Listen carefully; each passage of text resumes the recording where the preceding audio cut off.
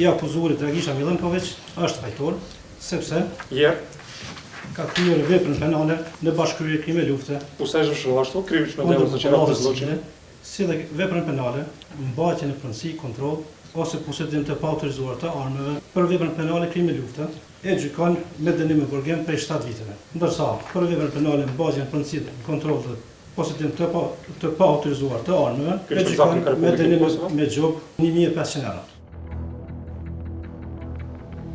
Dragisha Milenković akuzohet se gjatë kohës së luftës, derisa ishte duke shërbyer si gardian I burgut të Prishtinës dhe Lipjanit, kishte kryer veprën penale.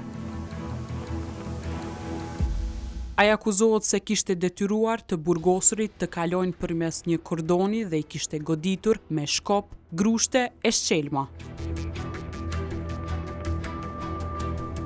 Sipas dosjes, të burgosurit ishin trajtuar në mënyrë njerëzore, duke u torturuar, maltretuar, kanosur me jetë dhe duke ju shkaktuar lëndime të rënda trupore dhe pasoja në shëndet.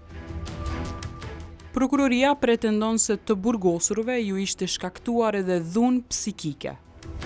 Sipas prokurorisë, Milenković në bashkëkryerje edhe me 3 persona të tjerë, ndër të cilët ish drejtori I burgut të qarkut të Prishtinës, Lubomir Cimburović dhe gardianët Predrag Bradić dhe Milivoje Ilić, sipas prokurorisë, këto veprime janë në kundërshtim me Konventën Ndërkombëtare të Gjenevës.